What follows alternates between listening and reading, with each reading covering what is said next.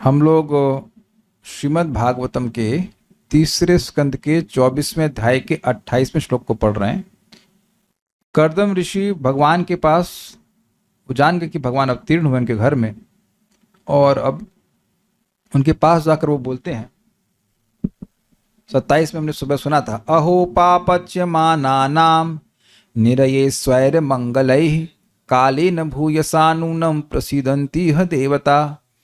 अहो, बड़े आश्चर्य की बात है कि निरय, इस नरक जैसे जगत में, स्वैर अमंगलई, अपने ही अमंगल कार्यों के द्वारा, पापच्यमाना नाम, जो लोग जगत में दुख पा रहे हैं उन पर, कालेन भूयसा, बहुत लंबे काल के बाद, नूनम यानी नूनम मतलब निश्चित ही बहुत लंबे काल के बाद, यह देवता प्रसिद्धंती, देवता लोग प्रसन्न होते हैं।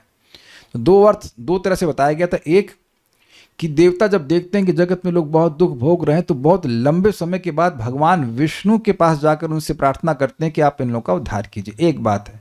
दूसरा था कि वह भी अपने उपासकों पर संतुष्ट होते भी हैं तो लंबे समय के बाद और कुछ भौतिक चीज ही देते हैं। ये दो अर्थ लिया था। अब दूसरे प्रकार के उपासकों के बारे में बोल रहे हैं जो कि ब्रह्म के उपासक हैं, तो उनके बारे में यहाँ पे वो कहते हैं, बहुजन्म विपक्वेना सम्यग योग समाधिना, बहुजन्म विपक्वेन सम्यग् योग समाधिना, दृष्टुम यतन्ते यतयः शून्यगारेषु यत्पदम्, दृष्टुं यतन्ते यतयः शून्यगारेषु यत्पदम्, बहुजन्म विपक्वेन सम्यग योग समाधिना, बहुजन्म विपक्वेन सम्यग् योग समाधिना, दृष्टुम यतन्ते यतयः शून्यगारेषु यत्पदम्, द्रष्टुं यतन्ते यतयः शून्यागारेषु यत्पदम्, बहुजन्म विपक्वेन सम्यग योग समाधिना, बहुजन्म विपक्वेन सम्यग् योग समाधिना, द्रष्टुम यतन्ते यतयः शून्यगारेषु यत्पदम्, द्रष्टुं यतन्ते यतयः शून्यागारेषु यत्पदम्,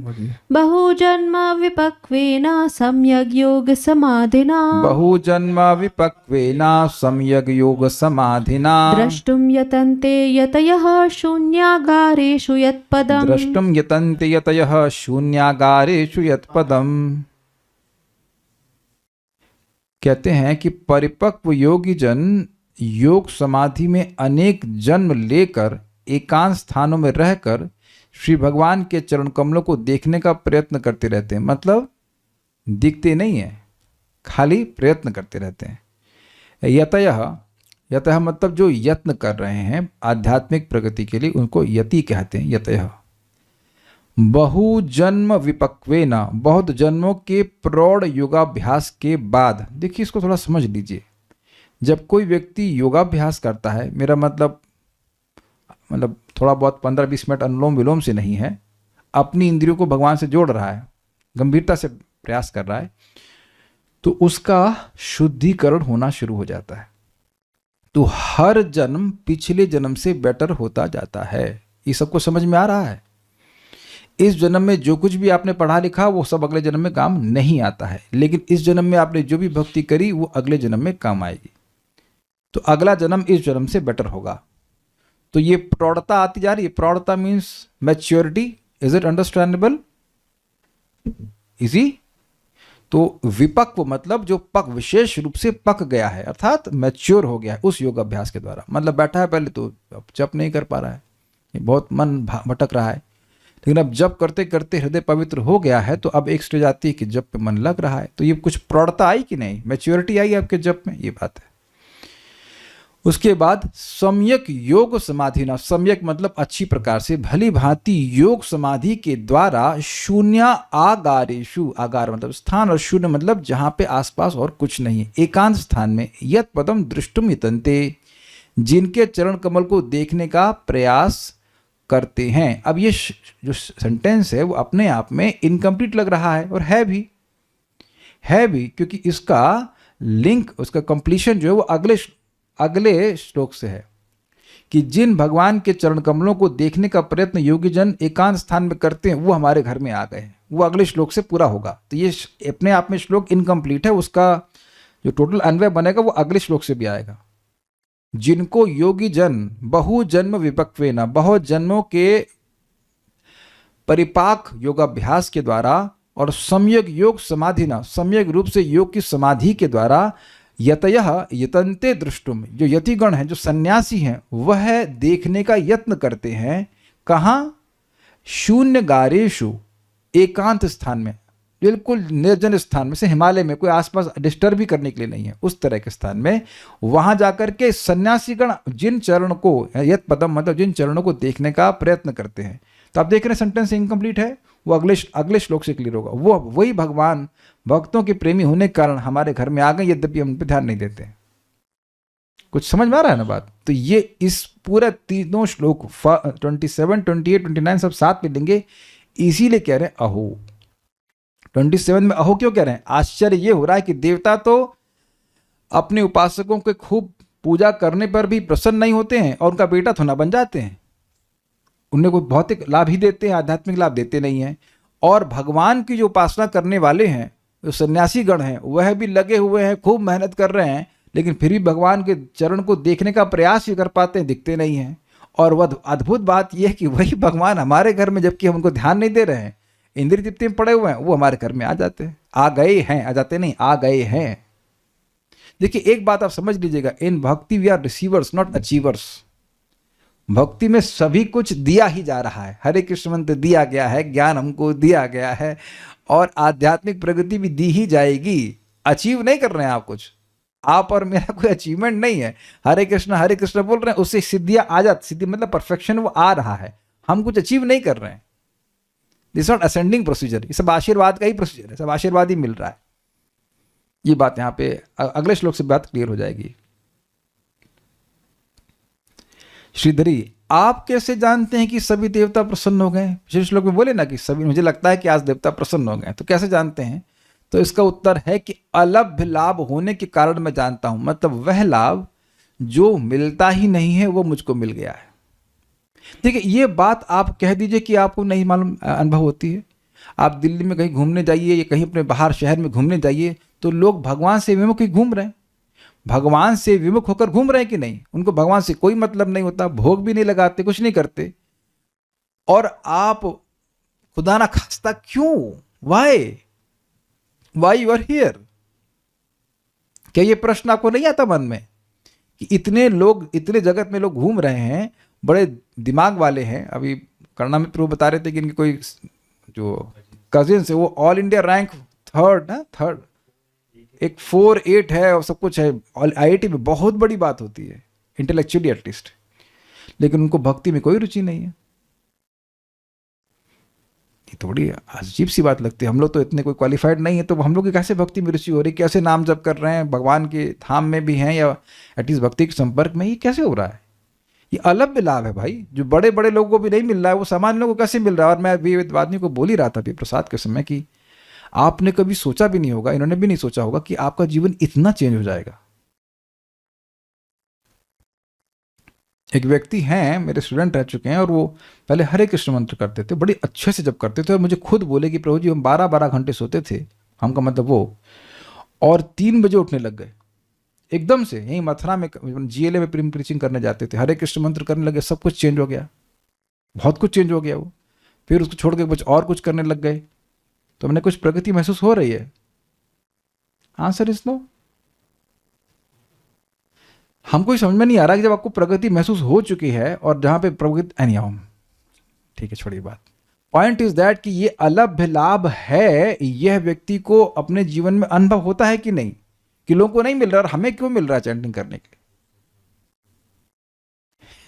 भारत में 140 करोड़ है और पूरे विश्व में हो सकता था इस समय हम लोग साइबेरिया में पड़े होते कहीं। Can be possible. यहां तक कि देवताओं तक को भक्ति करने को नहीं मिलता है। हाँ एग्जैक्टली, मनुष्य जन्म चाहते भक्ति करने वाला, तब तो इससे लगता है कि भगवान की कुछ कृपा है तभी तो हो रहा है ऐसा। इस बात को महर्षि 2 श्लोकों में कहते हैं, मतलब हमारे घर में भगवान आ गए हैं, देवता प्रसन्न होते नहीं उनके उपासकों से, और जो लोग मर मर की पूजा करते हैं, और भगवान हमारे घर में आ गए, तो इससे निश्चित बात है कि हमसे सब देवता सब प्रसन्न है, तभी तो भगवान आए। माइक पे बोली, कुछ बोलना है तो। प्रभु जी, महाराज जी विनोद चंद्र महाराज अपने लेक्चर में बता रहे थे, परम पूज्य महाराज जी, कि शिव जी भी कहते हैं कि हम और ब्रह्मा जी तो बहुत समय के बाद भगवान के धाम ब्रह्मा जी जाएंगे। अपनी परम आयु में जाने के बाद भगवान के पास जाएंगे, और वैष्णव एक जन्म में ही भगवान के पास चले जाते हैं, इसलिए वैष्णव को बहुत सर्वश्रेष्ठ कहा जाता है। एनीवेज, बात यह है कि अलभ्य लाभ हुआ, ये मिलता नहीं है कि वह किसी के यहाँ पे भगवान बच्चे के रूप में आ जाएं, ये कैसे मिल गया हमको। इसीलिए मैं समझता हूँ कि सभी देवता मुझसे प्रसन्न है, ऐसा कर्दम ऋषि कह रहे हैं। इस बात को महर्षि 2 श्लोकों में कैसे कहते हैं, दैट मीन्स 28 और 29। अनेक जन्मों में सिद्ध हुई समाधि में श्रेष्ठ भक्ति योग के द्वारा, चित्त की एकाग्रता के द्वारा एकांत स्थान में आपके चरणों का दर्शन प्राप्त करने का प्रयास करते हैं। ये नहीं कह रहे हैं कि दर्शन हो जाते हैं। हाँ, तो फिर ना मन एकदम एकाग्र हुआ है तो मन की भगवान के चरण की स्फूर्ति मेरे हृदय में हो जाए, ऐसा वो प्रयास करते हैं। रील नहीं देखते हो भगवान के हृदय, भगवान के चरण हमारे हृदय में स्फुरित हो जाए, ऐसे लगे रहते हैं भजन करने में।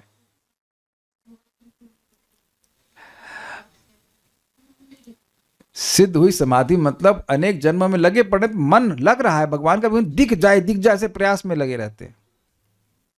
मन को और जगह से हटाकर भगवान में लगा रहे हैं, लग भी रहा होगा, ऐसी बात नहीं कि नहीं लग रहा होगा, लेकिन ये एक अलग बात है ना कि भगवान को हृदय में देखना और भगवान को साक्षात देखना, कुछ अंतर तो है इसमें। तो ये बात बोल रहा है। सारार्थ दर्शनी दूसरे प्रकार के, ये अलग प्रकार की थीम लेकर चल रहे हैं। दूसरे प्रकार के ब्रह्मोपासकों की किंतु बहुत से जन्मों के बाद सिद्धि की संभावना हो सकती है, ये कहा गया है। जो देवोपासक है उनको तो एक जन्म का ही लाभ है बस, और ये जो ब्रह्म की उपासना कर रहे हैं वो कई जन्मों के बाद सिद्धि प्राप्त करते हैं। बहु जन्म विपाक के ना इत्यादि के द्वारा श्लोक कह रहे हैं। सम्यक योग समाधिना अर्थात संपूर्ण रूप से योग के साधनों द्वारा जो समाधि अर्थात चित्त की एकाग्रता होती है, मतलब यम नियम ध्यान धारणा आसन ऐसे करके सब प्रकार से सभी अंगों का ठीक से अनुपालन करने के बाद समाधि लगती है। कुछ छूटना नहीं चाहिए। ये नहीं कि बैठा ही नहीं जा रहा है, नहीं, पहले आसन सिद्ध करना पड़ेगा, फिर प्राणायाम, फिर उसके बाद प्रत्याहार, ये सब कुछ अच्छे से करेगा, तब जब सिद्ध होगा तब उससे चित्त की एकाग्रता होती है। उसके द्वारा वे यद पदम, आपका पद अर्थात निर्गुण ब्रह्म स्वरूप देखने का प्रयत्न करते हैं। तो यहाँ पे चक्रवर्ती पाद यद पदम कर ले रहे हैं कि जो ब्रह्म को देखने का प्रयास करते हैं। श्रीधर स्वामी पाद कहते हैं भगवान के चरण को देखने का प्रयास करते हैं। अलग अलग इंटरप्रिटेशन ली गई है। तात्पर्य, यहाँ पर योग के संबंध में कुछ महत्वपूर्ण बातें कही गई हैं। बहु जन्म विपक्वेना शब्द का अर्थ है जन्म जन्मांतरों तक प्रौढ़ योगाभ्यास। एक अन्य शब्द है सम्यक योग समाधिना, जिसका अर्थ है योग पद्धति का पूर्ण अभ्यास। योग के पूर्ण अभ्यास का अर्थ है भक्ति योग, और जब तक मनुष्य भक्ति योग को प्राप्त नहीं होता अथवा श्री भगवान के शरण में नहीं जाता तब तक उसका योगाभ्यास पूर्ण नहीं होता। एक बात जो समझने वाली है वो ये है कि योग तब तक संपूर्ण नहीं माना जाएगा जब तक इंद्रियों का साक्षात संपर्क भगवान से नहीं होता। अब देखो आप जरा अष्टांग योग को पकड़िए। यम नियम, भगवान आए नहीं आए। यम नियम आसन नहीं आए। प्राणायाम प्रत्याहार तक भी नहीं आए। प्रत्याहार मतलब इंद्रियों को विषयों से खींच लेना। अब उसके बाद ध्यान धारणा समाधि। तो उसके बाद व्यक्ति भगवान का ध्यान करना शुरू करता है अपने हृदय में। समझ पा रहे हैं? यम नियम आसन प्राणायाम प्रत्याहार 5 स्टेज आपकी क्रॉस हो गई। 5 में परफेक्ट होने के बाद ध्यान। ध्यान तो तब लगाएंगे जब मन एकाग्र होगा। तो मन को एकाग्र करने के लिए प्राणायाम और आसन इत्यादि करना होता है। और आप लोग, हम सभी लोग पहले दिन से ही हरे कृष्णा कृष्णा कृष्णा हरे हरे, हरे राम राम राम हरे हरे। बल्कि शास्त्र कह रहा है, मैं जल्दी ही आपके सामने प्रस्तुत करूंगा, हरि भक्ति विलास लिखा है, कोई सड़क पर चलते चलते कृष्ण कृष्ण बोला वो भी परफेक्ट हो जाएगा। भगवान का प्रसाद खिलाया जा रहा है, भगवान की कथा सुनाई जा रही है, भगवान का नाम उच्चारण हो रहा है, भगवान के विग्रह का दर्शन हो रहा है। क्या ये समझ रहे हैं सब लोग कि भगवान का संपर्क हम लोगों को पहले दिन से ही दिया जा रहा है? ये समझने में कोई कठिनाई हो रही है? देखिए, मैं ये सब क्यों बार बार एक्सप्लेन करता हूं। मैंने उसी व्यक्ति की बात बताई ना कि ये सारी चीजें उसको भी मिली, उसको हरे कृष्ण मंत्र मिला, प्रसाद खूब दबा दबा के केरला में खिलाए उसको, सब कुछ मिला उसको, सब कुछ, एवरीथिंग परफेक्ट योग, एंड स्टिल ही डिफॉल्टेड, क्योंकि समझ नहीं आया। इसीलिए बार बार रिपीट करना पड़ता है, तब बात समझ में आती है। हरे कृष्ण मंत्र में क्या दोष देखते हैं कि आप दूसरा मंत्र करना शुरू कीजिए? तो ये बात नहीं सुनने की वजह से लोग इस प्रकार से भ्रम में पड़ जा रहे हैं। कोई संदेह नहीं होना चाहिए कि हम लोगों को हाईएस्ट योग पद्धति मिली है। आप लोगों ने अगर पुस्तक पढ़ी हो कृष्ण भावनामृत सर्वोत्तम योग पद्धति, तो सर्वोत्तम योग पद्धति क्यों है समझ में आ रहा है? क्योंकि इसमें सीधे भगवान का संपर्क हो रहा है। इससे आसान मैं नहीं समझा सकता। Highest yoga is in which you have direct contact with the supreme Lord. ये आपको, मुझको, हम सब लोगों को हाईएस्ट दिया गया है। इससे हाईएस्ट ना तो कोई ज्ञानी है, ना कोई अष्टांग योगी है, ना कोई कर्म योगी, कुछ भी नहीं है। क्या मैं समझा दिया सबको? कोई किसी एक भी व्यक्ति को ना समझ में आ रहा हो तो हाथ खड़ा करे और मुझे टाइप करके पूछे कि क्या नहीं समझ में आ रहा है। आई थिंक जो पहली बार भी व्यक्ति आया हो वह भी इस बात को समझ लेगा कि मैं क्या कह रहा हूं, और मरते दम तक भी बात उसको याद रहनी चाहिए कि क्या समझाया जा रहा है। और कोई भी प्रोसीजर अगर आप ले रहे हैं जिसमें भगवान का डायरेक्ट संपर्क नहीं है, वह इससे हीन ही है और वह पूर्ण नहीं है। और ये बात भी समझ लीजिए कि भक्ति योग ही शाश्वत प्रोसीजर है। तो भगवान के पास वापस जाने के लिए शाश्वत प्रक्रिया ही हमारी सहायता करेगी। कर्म योग, ज्ञान योग, अष्टांग योग शाश्वत नहीं है। अगर मैं पूछूं कि गोलोक में कौन कर्म योग कर रहा है, कौन अष्टांग योग या ज्ञान योग कर रहा है, तो उत्तर है कोई नहीं कर रहा है। वो कौन, वहां पे केवल भक्ति योग ही चल रहा है। सबको समझ में आ रहा है? क्लियर है एकदम? ये क्लियर रहना चाहिए। कोई भी व्यक्ति कुछ भी बता रहा है, वो भक्ति योग नहीं बता रहा है, तो वो हीन ही चीज बता रहा है। वो ठीक है, अपने अपने हिसाब से बता रहा है जो बता रहा है, लेकिन वह भक्ति योग से नीचा बता रहा है। हमने इसको समझाया था, प्रभुपाद समझाते हैं कि देखिए कुछ कर्म योग, ज्ञान योग, अष्टांग योग, ये क्रमशः उच्चतर पहाड़ियां हैं, हायर टॉलर माउंटेन्स, लेकिन भक्ति योग स्वर्ण पहाड़ी है। तो स्वर्ण की पहाड़ी की तुलना आप कभी भी किसी भी बड़ी पहाड़ी से नहीं कर सकते। अरे पहाड़ी छोड़ दीजिए, आपका जो कान में कुंडल आप माताओं ने पहन रखा है, अगर सोने का है, उसकी तुलना कौन से हिमालय से करने वाली हैं आप?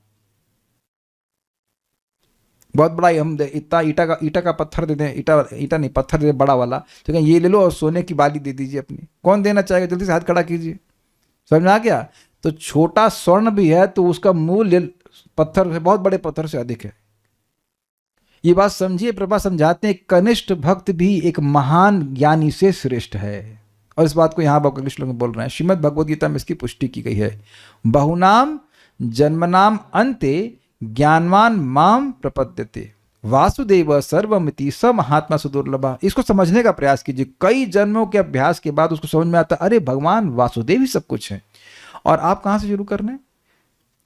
आप वहां से शुरू कर रहे हैं कि भगवान वासुदेव ही सब कुछ है। Is it not?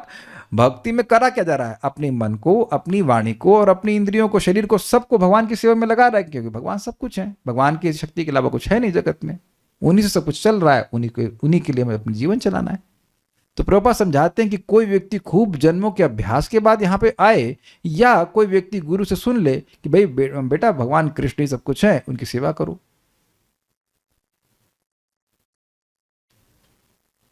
तो फीलिंग नहीं आ रही ना कि आप लोग महात्मा है? अच्छा, कोई यहाँ पे हाथ खड़ा करे जो अपने को महात्मा फील करता है, ईमानदारी से बोलना।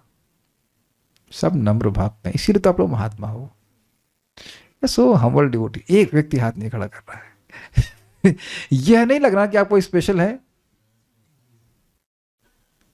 शीतल माता जी, आप महात्मा हैं? ना प्रभु जी, हम महात्मा नहीं। नहीं। वैसे भी आप महात्मा ही होने चाहिए ना। महात्मा कैसे होंगे? महात्मा तो पुल्लिंग है। माता जी can be, how can she be महात्मा? श्री महात्मा है ना? नहीं लगता ना कि हम महात्मा, हम लोग। हाँ, भक्त यही बात सोचते हैं। हम तो यही यहाँ कर्दम मुनि भी बोल रहे हैं। आगे अब श्लोक में देखना, हम लोग तो ध्यान ही नहीं देते, भक्ति ही नहीं करते। लेकिन जिसने ये निर्णय कर लिया है कि भाई हम अपने भगवान की सेवा करेंगे, भगवान की सेवा करेंगे, चाहे हम कर भी ना पाए, लेकिन भगवान की सेवा करेंगे, भगवान ही सब कुछ है, तो फिर वह महात्मा है। देखिए, जो लोग या कोई व्यक्ति जज की सीट पे बैठा हुआ है तो ये सब कुछ उसके लिए बहुत नॉर्मल लगता है जजमेंट देना, लेकिन उसने बहुत पढ़ाई करी है। तो जो लोग इस जीवन में कृष्ण को सर्वस्व के रूप में स्वीकार कर रहे हैं वो बहुत तपस्या पहले कर चुके हैं। इसलिए एक श्लोक और समझ लीजिए, आराधितो यदि हरि तपसः तथा किम, नाराधितो यदि हरि तपसः तथा किम। व्याख्या कर सकती हैं आप? अब यदि हम भगवान की आराधना कर रहे हैं तो दूसरी कोई तपस्या करने की क्या ज़रूरत है, और यदि भगवान की आराधना नहीं कर रहे तो जो भी तपस्या कर रहे हैं उसका तब भी तपस्या करने की जरूरत नहीं है, क्योंकि तपस्या का फल भगवान की सेवा होनी चाहिए, वो तो कर नहीं रहे हैं। समझाए बात? अंतर बहिर यदि हरि तपसा तथा किम, नांतर बहिर यदि हरि तपसा तथा किम। समझे? अगर अंदर बाहर हरि दिख रहे हैं तो तपस्या काहे करो, खाओ प्रसाद। और अंदर बाहर अगर नहीं दिख रहे हैं भगवान तो फिर तपस्या करने का फायदा क्या? वो ऐसे हाथ ऊपर करके 12 साल टंगे हुए हैं। उनसे पूछो कीर्तन में कभी हाथ ऊपर किए ना? कभी नहीं किए। तो तुम्हारे हाथ ऊपर करने से हुआ क्या? बुद्धि तो ऊपर गई नहीं तुम्हारी। लोग कर रहे हैं तपस्या इस प्रकार से, क्या मतलब हुआ बताइए? तो ये इसीलिए लोगों को नामोच्चारण करा जाता है, तो सारी तपस्या का फल मिल जाता है और व्यक्ति शुद्ध होकर के भगवान की बात को समझने का अधिकारी बन जाता है। बहुनाम जन्मनाम अंते, अनेक जन्मों के बाद दिव्य ज्ञान में पक्व यानी निष्णात ज्ञानी श्री भगवान की शरण में जाता है। करदम मुनि इसी कथन को दोहराते हैं। अनेक अनेक वर्षों तथा अनेक अनेक जन्मों तक योगाभ्यास करने पर मनुष्य एकांत स्थान में परमेश्वर के चरण कमलों का दर्शन कर पाता है। केवल कुछ आसन कर लेने से कोई तुरंत सिद्ध नहीं बन जाता। परिपक्व होने के लिए उसे दीर्घ काल तक अनेक अनेक जन्मों तक योगाभ्यास करना पड़ता है, और वह भी एकांत स्थान में जाकर। कोई किसी नगर या सार्वजनिक पार्क में योगाभ्यास नहीं कर सकता और न यह घोषित कर सकता है कि मात्र कुछ धन का आदान प्रदान करने से वह ईश्वर बन गया है। ये प्रपाद क्यों बार कह रहे हैं और बार बार ये क्यों कहते हैं? अमेरिका में स्पेशली कुछ लोग ऐसा भारत से गए और कहे कि देखो तुम हमको कुछ धन दो, मैं तुमको कुछ गुप्त मंत्र बताऊंगा और तुम्हें अपने जीवन में कुछ चेंज नहीं करना है। 15 मिनट इस मंत्र को तुम बोलोगे और तुमको 6 महीने में अनुभूति हो जाएगी तुम भगवान हो। अब ये कितनी बेवकूफ़ी की बात है। यही बात प्रभुपाद जी बोल रहे हैं कि ये पैसे का एक्सचेंज करके आप मंत्र खरीद नहीं सकते हैं गुरु से, और इस तरह के गुरु जो है वो केवल चीटिंग करने वाले होते हैं। अभी तो कोई भक्त बता रहे थे, मैं भूल रहा हूँ कौन, वो प्रभुपाद जी के शिष्य ही हैं, और उनको योगी, कौन से योगी थे ये, ट्रांसेंडेंटल मेडिटेशन, महेश योगी क्या नाम है, नहीं महर्षि योगी, महर्षि योगी ने टीएम शुरू किया था, ट्रांसेंडेंटल मेडिटेशन। तो वो व्यक्ति इन महर्षि योगी के पास गए और उन्होंने बोला कि अगर तुमको वास्तविक रूप से आध्यात्मिक ज्ञान चाहिए तो तुम ऐसी भक्ति वेदांत स्वामी के पास जाओ। This is very stoning. कौन एकदम यार, महर्षि, हाँ उसी को ट्रांसेंडेंटल मेडिटेशन कहते हैं, वो लोग वो टीएम कहते हैं, टीएम ना, हाँ ट्रांसेंडेंटल मेडिटेशन। वहाँ पे बाली में भी चलता है उन लोग का स्कूल में। महर्षि योगी उनको बोले कि अगर तुमको आध्यात्मिकता का ज्ञान वास्तविक रूप से प्राप्त करना है तो तुम ऐसी भक्ति वेदांत स्वामी के पास जाओ। यानी हम तो चीटिंग कर रहे थे और ये हुआ भी। मैं बाली में, मुझे एक स्कूल में कार्यक्रम करना था, वहाँ 500 स्टूडेंट्स थे। तो वहाँ के जो क्या कहते हैं प्रिंसिपल थे, वो बड़े गर्व से बोल रहे थे कि यहाँ पर भी टीएम होता है। मैंने कहा टीएम क्या होता है? कहते हैं ट्रांसेंडेंटल मेडिटेशन। तो मैंने पूछा ये ट्रांसेंडेंटल क्या होता है? तो चुप। हमने कहा जब आपको ये पता ही नहीं है कि ट्रांसेंडेंटल होता क्या है तो फिर आप ये कैसे निर्णय कर पा रहे हैं कि आपको ट्रांसेंडेंटल मेडिटेशन कराया जा रहा है? भाई आप लोग दीप दान करते हैं तो ये तो पता है ना दीप क्या है, तो मालूम चलता है कि हमने पूछा कि आपने दीप दान किया तो आपको पता है कि भाई दीपक ये है और आपने दान किया है, भगवान ये है तो इनको दान किया है। और आप कहें कि मैं पूछूं दीप दान किया, कहते हैं हाँ हमने दीप दान किया है। दीप क्या होता है नहीं पता, तो तुमने दान किया क्या?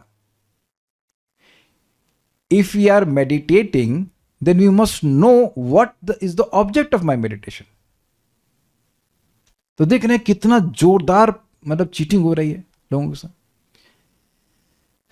तो इस थोड़े बहुत योगाभ्यास से व्यक्ति को कुछ प्राप्त होने वाला नहीं है। भगवान का नाम उच्चारण करना चाहिए, भक्ति करनी चाहिए। यह बेढंगा प्रचार है। जो असली योगी हैं वे एकांत स्थान में जाकर अभ्यास करते हैं और अनेक अनेक जन्मों के बाद तभी सफल होते हैं जब वे श्री भगवान की शरण ग्रहण करते हैं। यही योग की पूर्णता है। अगर भगवान की शरण नहीं जाते तो उस अष्टांग योग का भी अभ्यास पूर्ण नहीं होता। ठीक है, तो इसलिए आप लोगों को हिमालय जाने की जरूरत नहीं है, अपने घर में ही भगवान का श्रवण कीर्तन करिए, हम सभी लोग, और इस प्रकार से भगवान से कनेक्ट हो जाते हैं। अब यहाँ इस श्लोक में कह रहे हैं कि वही भगवान, यद्यपि हम तो उनको ध्यान ही नहीं दे रहे हैं। थोड़ा सा दिख रहा है आपको, मतलब सीन कैसे बैठा रहे हैं कि योगी लोग एकांत में जाकर के खूब बढ़िया से भगवान का ध्यान करते हैं, तब उनके चरण कमल को देखने का प्रयत्न कर पाते हैं, ये दिख जाते हैं थोड़े बहुत। लेकिन हम तो घर गृहस्थी में फंसे हुए थे, क्या नाम है इनका, कर्दम ऋषि, और भगवान की तरफ ध्यान भी नहीं दे रहे हैं। फिर भी भगवान हमारे घर में आ गए। ये दिखा रहा है कि भगवान भक्तों के प्रति पक्षपाती हैं, इसलिए शब्द यहाँ पे पक्ष पोषण। Krishna is actually inclined towards his devotees. स एव भगवान अद्य हेलनम नगण्यनः। स एव भगवान् अद्य हेलनं नगण्यनः। गृहेषु जातो ग्राम्याणां यः स्वानां पक्षपोषणः। गृहेषु जातो ग्राम्याणां यः स्वानां पक्षपोषणः। स एव भगवान् अद्य हेलनं नगण्यनः। स एव भगवान् अद्य हेलनं नगण्यः। स एव भगवान् अद्य हेलनं नगण्यनः। स एव भगवान् अद्य हेलनं नगण्यनः। गृहेषु जातो ग्राम्याणां यः स्वानां पक्षपोषणः। गृहेषु जातो ग्राम्याणां यः स्वानां पक्षपोषणः। स एव भगवान् अद्य हेलनं नगण्यनः। स एव भगवान् अद्य हेलनं नगण्यनः। गृहेषु जातो ग्राम्याणां यः स्वानां पक्षपोषणः। गृहेषु जातो ग्राम्याणां यः स्वानां पक्षपोषणः। हम जैसे सामान्य गृहस्थों की उपेक्षा का ध्यान न करते हुए, समझे, गृहस्थों की उपेक्षा मतलब इन गृहस्थों ने मेरी उपेक्षा की है, भगवान कह रहे हैं, भगवान ने उस उपेक्षा का ध्यान ना करते हुए। भाई आपने सुना था ना कि माता देवहूति और कर्दम ऋषि विहार कर रहे थे बहुत लंबे समय तक, 100 शरद ऋतु बीत गई थी, है ना, ये था शरद ऋतु का वर्णन, बसंत था, शरद था, जो भी था, शरद था। तो 100 साल तक आपकी भक्ति किए ही नहीं तो ध्यान नहीं दिया ना। भगवान की भक्ति कर्दम ऋषि पहले किए थे अपने ब्रह्मचारी जीवन में, और भगवान बोले कि आपका बेटा बनेंगे, लेकिन जब ये गृहस्थी में आ गए तब ध्यान नहीं दे रहे। एटलीस्ट जब वो महल बना था, ये सब लोगों को कथा याद है कि नहीं? महल आप लोग के मन से गायब तो नहीं हुआ है ना, अभी महल है ना मन में। तो महल बनने के बाद तो कुछ लिखा नहीं है कि वो कुछ भागवत क्लास हो रही है, जब पूरा कुछ भी नहीं हो रहा है। तो भगवान को नेग्लेक्ट कर दिया कि नहीं? नगण्य मतलब ध्यान नहीं देना, नगण्य होता है इनसिग्निफिकेंट। हम जैसे सामान्य गृहस्थों की उपेक्षा का ध्यान न करते हुए वही श्री भगवान मतलब जिनके चरण कमलों को योग्य जन, यति जन, सन्यासी लोग खूब एकांत में रहकर खूब ध्यान लगाने का प्रयास करते हैं, वही भगवान अपने भक्तों की सहायता के लिए ही हमारे घरों में प्रकट होते हैं। ये इंटरेस्टिंग है कि होते हैं मतलब ये फिनोमिनन है, होता रहता है। स एव भगवान, वे ही भगवान, यही का अर्थ समझ गए, जो कि अत्यंत दुर्लभ है। स एव भगवान, वह ही भगवान श्री हरि, यह जो स्वानाम अपने भक्तों की पक्ष पोषण, पक्ष का पोषण करने वाले हैं, पक्षधर हैं। समझते हैं आप? पक्षी अपने पक्ष के माने पंखों के नीचे अपने चूजों को रखता है, चूजे समझते हैं उनको ऐसे ठंड में गर्मी प्रदान करता है, रक्षा प्रदान करता है। तो इसे क्या इंग्लिश में क्या कहेंगे इसको? ना फेवरेटिज्म कहा जाएगा। पक्ष पोषण, पक्षपात को क्या कहते हैं इंग्लिश में? ना पक्षपात, फेवर करना होता है। Partiality, yes that's a word, partiality, पक्षधर है।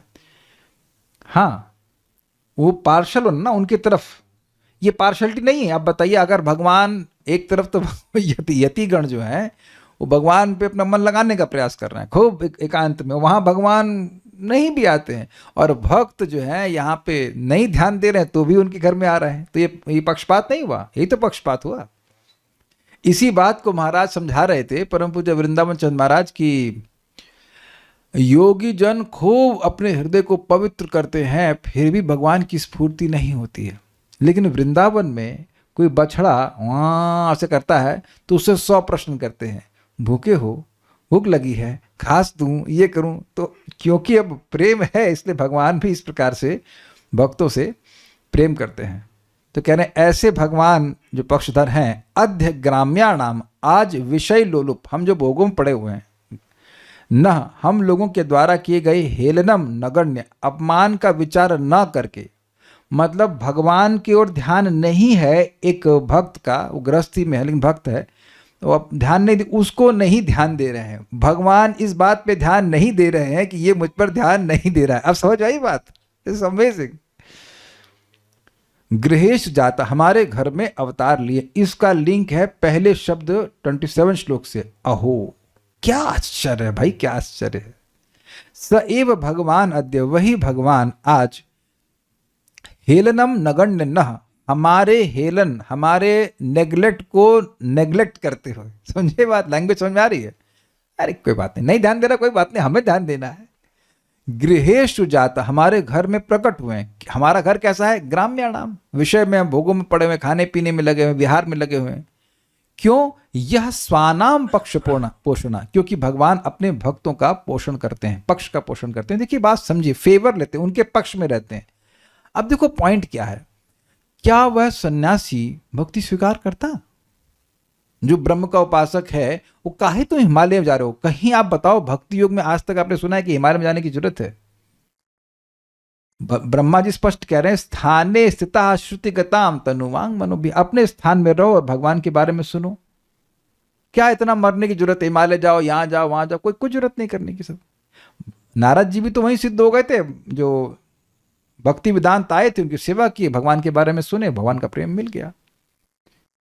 तो ये सब वो नहीं स्वीकार करेंगे, वो अपना ध्यान करेंगे, अष्टांग योग करेंगे, तो भगवान को ये सब चीजें वैसा आकर्षित नहीं करती जैसे कि भगवान की भक्ति। ये बात आप ध्यान रखना कि भगवान की भक्ति जिसने करी है वह भूल भी जाए कुछ समय के लिए, लेकिन भगवान उसकी भक्ति को नहीं भूलते हैं। मेरा तो बस इतनी प्रार्थना है कि जितने भक्त यहाँ पे आ रहे हैं वो रोज इस प्रकार से हमारे संग बैठ करके प्रभुपाद जी के प्रवचनों को सुने, ये ग्रंथों को सुनते रहेंगे तो कभी नहीं भूलेंगे। लाइफ बहुत सिंपल है और बहुत छोटी भी है। कितना यहां दिख रहा है भगवान का सुंदर स्वभाव। आप और मैं भले न जानते और नहीं जानते हैं कितनी बार हरे कृष्ण मंत्र बोला है, लेकिन भगवान एक एक नाम को याद रखते हैं कि उसने कितनी बार नाम बोला है। ये हम अपने मन से नहीं बोल रहे हैं। ये आप 7-1-15 है कि 25 है, 7-1-15 नहीं, 7-1-25 है। भागवत में देखेंगे कि कोई असुर बोल रहा है कि कृष्ण चोर है, कृष्ण खराब आदमी है, तो वो काउंट करते हैं उसने कितनी बार कृष्ण बोला है। 7-1-25 में प्रपात समझाते हैं। यह स्वानाम पक्ष पोषण। श्रीधरी, हेलन अवमानना को कहते हैं। महर्षि कहते हैं, महर्षि कदम ऋषि कहते हैं कि हम कामी जीवों के द्वारा की जाने वाली अवमानना की परवाह किए बिना ही आप हमारे यहाँ अवतीर्ण हो गए हैं। आपका ऐसा करना उचित भी है क्योंकि आप अपने भक्तों की रक्षा किया करते हैं। इससे बात याद आती है कि दामोदर लीला में भगवान को गुस्सा क्यों आया। भगवान कहें कि देखो मैं वैकुंठ छोड़ करके इसका बेटा बना और ये दूध बचाने चली है हमारी कोई वैल्यू ही नहीं है, जबकि वो दूध भी भगवान के लिए बचाया जा रहा था। लेकिन भगवान को बड़ा गुस्सा है, कहते अब मैं और नुकसान करूंगा। Devotees are sometimes like this. सारार्थ दर्शनी। तीसरे प्रकार के लोग, भगवान के उपासकों में हम अत्यंत अभागे हैं क्योंकि हम भोगों में पड़े हुए हैं, तथापि आपकी कृपा की महिमा अपार है। यही कहा गया है स एव, अर्थात वही भगवान श्रीहरि आप ही हैं। हेलम न गण्य, लोगों द्वारा की गई अवज्ञा और अपनी लघुता को गणना में न लेते हुए, अर्थात अपनी मर्यादा का अतिक्रमण करके भी अत्यंत तुच्छ हम लोगों के घर में प्रकट हुए, ये आपके पक्ष में उचित ही है। ये समझे बात। वही व्यक्ति बहुत सम्माननीय है तो उसका सम्मान ना करना ये तो मर्यादा का अतिक्रमण है, तो वह आप पर कृपा क्यों करेगा? लेकिन उसकी ये मर्यादा है कि भाई जो उसका सम्मान करेगा उस पर कृपा करेगा, ये देखा जाता है। लेकिन जो सम्मान ना करेगा तो नहीं करेगा। तो भगवान अपनी मर्यादा का अतिक्रमण कर रहे हैं कि भक्त ध्यान नहीं भी दे रहा है तो भी, क्योंकि वो भक्त है इसलिए वह उसके पक्ष में ऐसा करते हैं, उसके घर में प्रकट हो रहे हैं। आपका स्वभाव ही ऐसा है कि आपका स्वभाव ही ऐसा है कि आप केवल अपने भक्तों के समान दिखने वालों का, अरे भाई एक और छोटा बच्चे हैं यहाँ पे, हमको सुनते हैं, साइंटिस्ट नहीं है साइंटिस्ट नहीं रहे, डिस्टर्ब मत करिए। आपका स्वभाव ही ऐसा है, ये बहुत मजेदार है, दिस इज सो नाइस। स्वभाव समझते हैं? कौन व्यक्ति यहाँ है जो अपने स्वभाव से बद्ध ना हो, ये बता दीजिए। सब लोग अपना स्वभाव पकड़ के बैठे, क्या करें प्रभु जी, हमारा क्रोधीला स्वभाव। एक वक्त हमको बोले थे, प्रभु जी क्या करें, हम आज के सब पे गुस्सा हो रहे हैं। तो कुछ कोई स्वभाव आपको कंट्रोल कर रहा है कि आप अपने स्वभाव को कंट्रोल कर रहे हैं? This is so nice, because ये स्वभाव हमारे फायदे के लिए है। आपका स्वभाव ही ऐसा है कि आप केवल अपने भक्तों के समान दिखने वालों का भी उत्कर्ष करते हैं। यह कहा गया है, यह स्वानाम पक्ष पोषण। भाई ये हद हो गई। अपने शक्ल को देखिए, तिलक लगा है, तिलक, कंठी है, हाँ, धोती कुर्ता जीन्स तो नहीं पहना, ठीक है, लग रहा हूं डिवोटी नहीं लग रहा हूं, लग रहा हूं हम लोग डिवोटी समझे बात? इसीलिए जीन्स पैंट मत पहनना। महाराज बताते हैं कि पूतना का उद्धार उसकी ड्रेस की वजह से भी हो गया। भगवान ड्रेस का बड़ा सम्मान करते हैं ये देखो डिवोटी बन के आई तो डिवोटी बना ही देना चाहिए। दिस इज अमेजिंग कि जो व्यक्ति भक्त जैसा दिख रहा है उसका भी उत्कर्ष करते हैं। प्रमाण आप जानते हैं अजामिल का। अजामिल अपने बेटे का नाम पुकारा, पुत्रोपचारितम, एक नंबर का रास्कल, लेकिन नारायण नारायण बोल रहा है तो भगवान के, हमको बड़ा अच्छा लगता है। भगवान प्रभात कहते हैं, भगवान नारायण सोच रहे हैं, although he is a rascal, lecture में बोलते हैं, although he is a rascal but it is my duty to protect him. अब आप में ये बताइए कितने लोग ऐसा सोचते हैं कि भाई ये गुंडा है फिर भी हमारा कर्तव्य है कि इसका पोषण करें? कभी सोचे आज तक आप? ये गुंडी है, गुंडा है, क्या करें? भगवान का स्वभाव ऐसा है। और भगवान का स्वभाव प्रकृति के गुणों के द्वारा नहीं है, उनकी प्रकृति ऐसी है कि कोई भक्त जैसा दिख रहा है, भक्ताभास के लग रहा है कि डिवोटी है, तब भी उसका उद्धार हो जाता, उसका उत्कर्ष करते हैं। उत्कर्ष में से उसको ऊपर उठाते हैं। कितने अच्छे भगवान है। तो भक्त, असली भक्त तो चलो बनेंगे, कब बनेंगे आगे की बात है। भक्त जैसा आडंबर करने का भी बड़ा लाभ है। लंबा लंबा तिलक लगा लीजिए और कुछ हरे कृष्ण जब करिए, डोंग भी कर रहा है तब भी भगवान उसका उत्कर्ष करने वाले। How that's how Krishna is nice, what you can say. प्रमाण है ना पूतना। तो ये उत्कर्ष करते हैं, ये कहा गया, क्योंकि वो कह रहे हैं कि हम तो भक्त है नहीं, भक्त होते तो भक्ति कर रहे होते, तो हम यहाँ आहार विहार में लगे पड़े हैं, उधर घूम रहे हैं, पार्टी कर रहे हैं, पिकनिक कर रहे हैं, अपनी पत्नी को लेकर 1000 लड़कियां घुमा रहे हैं, तो वहां तो भगवान से कुछ ध्यान नहीं दे रहे हैं, तो भी भगवान का मतलब उनके घर में अवतरित हुए। अर्थात आप अपने भक्तों के ही पक्ष को पुष्ट करते हैं और उन्हें ही अपना आत्मी मानते हैं। ये भाव है। This is very very nice भाई, this is too much nice. आत्मीय समझते हैं आप? आत्मीय आत्मज नहीं रहती, आत्मीय मतलब अपना। देखिए जगत में बहुत अच्छी बातें हैं। जैसे कोई व्यक्ति, आप लोग मान लीजिए सब दयालु लोग हैं, कोई भिखारी आया तो उससे आपने कुछ दे दिया, कुछ भोजन के लिए दिया, ठीक है, बड़ी अच्छी बात है। लेकिन अपने बेटे को, अपने मित्र को, ये कुछ अंतर आप देख रहे हैं कि नहीं देख रहे हैं? तो ये भक्त भी भगवान को अपना मानता है। भोजन कराना, अरे भगवान को भोजन कराने का टाइम हो गया, भगवान की आरती करना, ऐसा प्रेम ज्ञानी लोग नहीं करते। वो आरती कभी नहीं घुमाएंगे, भोजन कभी नहीं लगाते, कुछ नहीं, कोई सब हिसाब किताब नहीं। तो भक्तों की तरफ से भी ममता होती है और भगवान की तरफ से भी ममता होती है, यद्यपि वह सबके प्रति सम है। समोहम सर्वभूतेषु न मे द्वेषस्ति न प्रिया ये तु भजन्ति माम भक्त्या मयि ते तेषु चाप्यहम्। मैं सबके प्रति सम हूं, मैं किसी से द्वेष नहीं करता, लेकिन ना कोई मेरा कोई विशेष प्रिय, लेकिन जो भक्ति भावना से मेरा भजन करता है तो वह मुझ में और मैं उसमें हूं।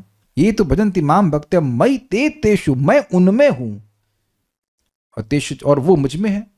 This is very nice. इसीलिए आप किसी को भक्ति की ट्रेनिंग दे रहे हो, सबसे अच्छा उसका कल्याण हो रहा है। भगवान जब उसको अपना मानेंगे तो फिर अब उसके जीवन में अकल्याण कैसे हो सकता है? हम लोगों के मन में जो कंसेप्शन है कल्याण का वो गड़बड़ है कि ये हो जाएगा तो कल्याण होगा। जैसे अभी एक भक्त की नौकरी छूट रही है, अभी है यहाँ पे बड़े परेशान प्रभु जी वो, लेकिन कब छूट रही है? जस्ट कार्तिक में। हमने जस्ट कार्तिक में, हो सकता है कार्तिक बाद मिल जाए, मिल ही जाएगी तो कम से कम 1 महीना तो भजन करने का मौका मिलेगा। और मर मर की रात के 12 बजे तक 12:30 बजे तक वो पढ़ाई कर रहे हैं और फिर भी नौकरी चली गई। तो हमने कहा अब समझ में आया कि इतनी मेहनत आप भजन के लिए करते तो कितनी प्रगति हो जाती। हाँ प्रभु जी, अब मैं आज सुबह अपना जप कर रहे हैं बढ़िया से, हरे कृष्णा हरे कृष्णा। तो कुछ भगवान कभी कभी कुछ करते हैं, थोड़ा बहुत करंट झटका मारते हैं ताकि थोड़ा वक्त हमारा लाइन पर रहे। भगवान कभी गलत नहीं करते हैं, ये हमेशा ध्यान रखना, भगवान कभी गलत नहीं करते हैं। हमको तो अपना हित पता ही नहीं है, भगवान अपना ही मान रहे हैं। मैं बार बार रिपीट कर रहा हूँ, पता नहीं कभी कोई देखेगा कि नहीं। 6.2.9-10 में लिखा गया है कि जब कोई भगवान को का नाम बोलता है, अनजाने में भी बोल दे रहा है, तब भी भगवान मानते हैं कि व्यक्ति मेरा है और इसकी रक्षा करना मेरा कर्तव्य है। ये आत्मीयता हुई कि नहीं? इस जगत में लड़का निकम्मा निकल जाता है, प्राय निकल जाते हैं, तो माता पिता सोचते ही रहते कैसे चलेगा, क्या होगा। तो ये आत्मीयता के कारण हो रहा है ना। सुंदरा माता जी, आप अपने एक बच्चे के प्रति चिंतित रहती है ना, वो भक्ति नहीं कर रहा है तो क्यों पड़ोसी के बारे में चिंता नहीं करती हैं? तो ये आत्मीयता का मतलब हुआ ना, दिस कॉल्ड, क्या बोलेंगे इंग्लिश में, अपनत्व भी कह लेंगे, ममता है, ममत्व है, ये मेरा है, इसकी मुझे रक्षा करनी है, लाइक दिस।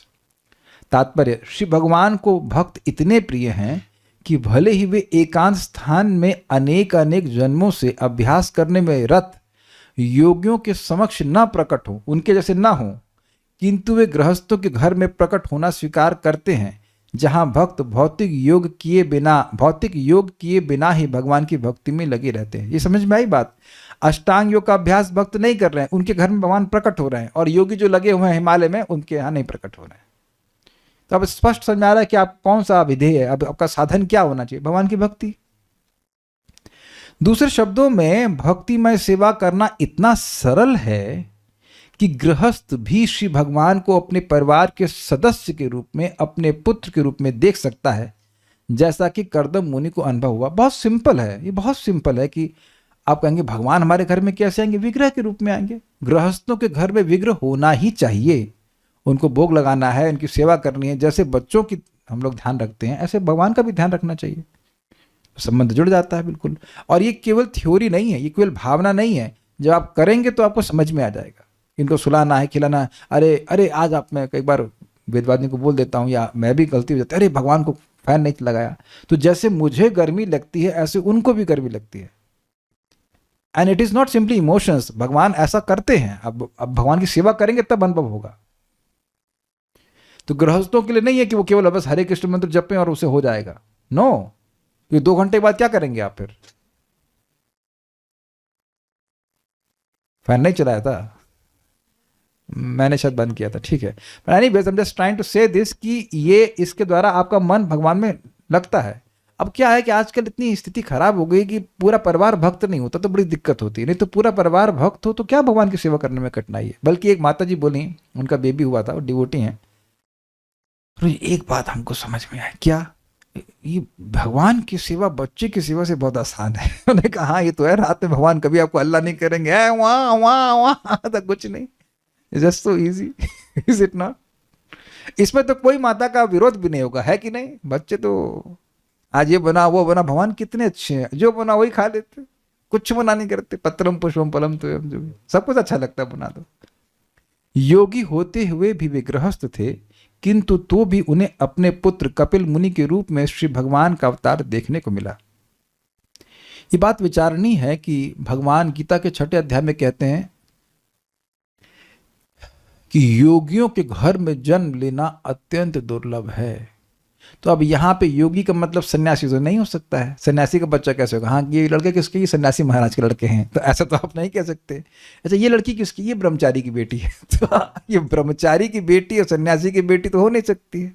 तो योगी मतलब गृहस्थ होंगे। महाराज इस बात को बोलते हैं, परम पूज्य राधा गोविंद महाराज इस मतलब सेक्शन में बोल रहे थे कि भगवान भाई ये सौभाग्य तो किसी गृहस्थ को ही मिलेगा कि भगवान उसके बेटे बनेंगे। ब्रह्मचारी सन्यासी तो चांस नहीं है ना कोई। ये तो नहीं हो सकता है।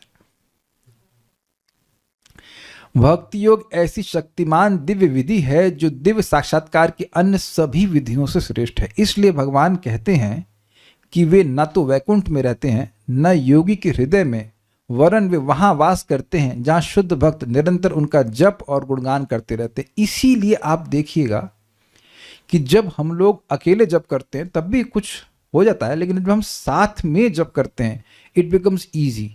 किसी का कोई विरोध हो तो बताइएगा, हम बस जेन्युइनली पूछना चाहते हैं, क्या आप लोग का ऐसा अनुभव है कि when we chant together it is easier? Is it not? चाहे जप हो, चाहे वो कीर्तन हो, चाहे वो कथा हो, सब कुछ ईजी होता है क्योंकि भगवान विशेष रूप से वहां पे रहते हैं। विशेष रूप से जैसे मैं इसको पढ़ूंगा एक अलग चीज अपने से, लेकिन जब हम भक्तों के संग बैठ करके पढ़ते हो अलग होता है। इसको आप वहां देखना, प्रथम स्कंद के प्रथम अध्याय में आख्यातानि अपि धीतानि धर्मशास्त्राणि यान्युता, और वहां प्रपात बोलते हैं कि डिस्कशन, जो ग्रंथों का डिस्कशन, वो पढ़ने से ज्यादा महत्वपूर्ण है, ज्यादा रिलेशेबल लगता है। ये हमेशा देखा गया, और ऐसा नहीं कि मैंने किया, जिस भक्त ने जूम शुरू किया और अन्य लोगों को जब करवाया, उन लोगों को अनुभव है कि उनका खुद की चैंटिंग अच्छी हो गई। This is like this. Shri भगवान भक्त वत्सल कहे जाते हैं, उन्हें कभी भी ज्ञानी वत्सल या योगी वत्सल नहीं कहा जाता। वे सदैव भक्त वत्सल इसलिए कहे जाते हैं क्योंकि अन्य दिव्य ज्ञानियों की अपेक्षा भक्तों के प्रति उनका अधिक झुकाव रहता है। ये वत्स शब्द से हमेशा ध्यान रखना, गाय वाला। आप देखो कि बछड़ा गाय की तरफ ध्यान न भी दे, गाय का निरंतर ध्यान अपने बच्चे के प्रति रहता है। हम लोग गौशाला में सेवा किए हैं तो हमें एकदम देखा हुआ है बात। अब जैसे बच्चा पैदा हुआ तो आप बच्चे के जरा सा पास जाएंगे तो गाय ऐसे शांत रहेगी, आप अगर बच्चे के पास जाएंगे तुरंत मारेगी। देखा है कि नहीं देखा आपने? ये इसका विशेष उसका प्रेम होता है अपने बच्चे के प्रति। भगवद गीता में इसकी पुष्टि हुई है कि केवल भक्त ही भगवान को यथारूप समझ सकते हैं। भक्त्या माम अभिजानाति, मनुष्य मुझे केवल भक्ति योग से जान सकता है, अन्यथा नहीं। ऐसा जानना ही वास्तविक है, क्योंकि ज्ञानी लोग भगवान के ऐश्वर्य या शारीरिक कांति को ही जान सकते हैं, मतलब ब्रह्म ज्योति को जान सकते हैं। और योगी आंशिक रूप से श्री भगवान को प्राप्त करते हैं, किंतु भक्त को न केवल पूर्ण पुरुषोत्तम भगवान का बोध होता है, वरन उनकी प्रत्यक्ष संगति भी प्राप्त होती। इसकी व्याख्या करता हूं। देखिए, भगवान श्री कृष्ण के शरीर से दिव्य कांति होती, तो उसका अनुभव ब्रह्म ज्योति वाले ब्रह्म के उपासक करते हैं।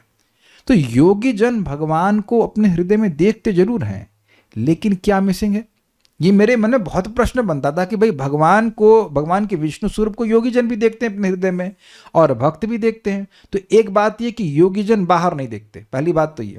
और दूसरी बात ये कि भगवान को वह अपने हृदय में तो देख रहे हैं, लेकिन ममत्व का भाव नहीं होता है। ये मेरे स्वामी हैं, ये भाव नहीं आता। जब तक किसी व्यक्ति के प्रति ममता ना हो तो उनकी सेवा का सुख नहीं होता है। आप देखो, माता जी लोग समझते हैं इस बात को कि जब आप अपने बच्चे को खिला रही होती हैं, अपने पति को खिला रही हैं, या अपने डैश एंड डैश किसी भी व्यक्ति को जिससे अपनत्व लगता है, उसके लिए सेवा करती हैं तो आपको अच्छा लगता है। आपके पति भी अपने बच्चे को लेकर जाते हैं, अपना जहां पे अपनत्व आता है वहीं प्रेम, वहीं पे सुख होता है। सबको स्वीकार है बात? जहां अपनत्व नहीं होता है वहां सेवा में आनंद नहीं आता। Is it okay? तो अब ये योगी है, ये भगवान को देख जरूर रहा है, लेकिन इसकी हृदय में इच्छा क्या है? मैं भगवान में लीन हो जाऊं। ये योगियों का हाईएस्ट गोल है। वो जरूर भगवान को देख रहे हैं, लेकिन भगवान में लीन होना चाहते हैं, उनकी नित्य सेवा में नहीं लगना चाहते हैं। लेकिन भगवान का प्रेम यानी भक्ति को प्राप्त करके जब व्यक्ति भगवान को अपने हृदय में अनुभव करता है और बाहर भी अनुभव करता है, तो पहली बात तो बाहर भी अनुभव करता है। ध्रुव महाराज ने अंदर भी देखा और बाहर भी देखा, एक बात। और दूसरा, जब वो अंदर भी अनुभव कर रहा है तो वह देखता है कि मेरे स्वामी हैं, ये मेरे सखा हैं, जो भी उसका भाव हो, या मेरे बेटे हैं, तो ममता रहती है और ममता बढ़ती जाती है। दास से भाव से शुरू होती है और फिर वह बढ़ती जाती है। तो जितनी अधिक ममत्व होता है उतना अधिक सुख मिलता है। सबको समझ में आ गई बात? तो यही बात प्रपात समझा रहे हैं कि उन लोगों की तरफ से ममता नहीं होती, भगवान की तरफ से ममता नहीं होती। सम रहते हैं भगवान, लेकिन जब भक्त की तरफ से ममता होती है, ये यथा माम प्रपद्यन्ते ताम सतैव भजाम्यहम् में, हम तो अब भगवान के प्रति ममता है तो भगवान का भी इस विशेष रूप से जो भगवान की सेवा का सुख है वह उस भक्त को प्राप्त हो पाता है। इसलिए आप और कह रहे हैं कि प्रत्यक्ष संगति भी प्राप्त होती है, directly he is able to serve Krishna. कोई प्रश्न या कुछ टीका है? क्या योगी शांत रस में होते हैं क्योंकि दे आर अप्रिशिएटिंग लॉर्ड? देखिए, मैं इस पे कुछ नहीं कह सकता। शांत रस के भक्त भी होते हैं। अष्टांग योगी शांत रस के भक्त हैं कि नहीं, मैं इस पे चुप रहूंगा, मुझे नहीं पता इसके बारे में भी, लेकिन मैं बस बता रहा हूँ कि मैं चुप रहूंगा इस पे। I would just quite on this, क्योंकि भक्ति रसामृत सिंधु पढ़ेंगे तब और अधिक उस पर कुछ बात समझ में आएगी। क्योंकि ये सब बात ना ऐसी है कि मैं कुछ बोल जाऊं और गलत हो तो वो बहुत खराब लगेगा। कंफ्यूज करने से तो अच्छा है कि चुप रह जाए। इतना पता है कि योगियों का ममत्व नहीं होता है, और ममत्व शुरू होता है दास्य रस से। ये बात है, कृष्ण मेरे स्वामी हैं। फलो बार गोपी गीत पूरा पढ़ा, पहली बार गोपी गीत पूरा पढ़ पाए श्लोक, अकेले नहीं पढ़ पाते। अच्छा ठीक है, ये बोला। हाँ, ये भक्तों की संगत में हो पाता है। So will stop here. Shrimad Bhagavatam की जय, श्रील प्रभुपाद की जय, निताय गौर प्रेमानंदे।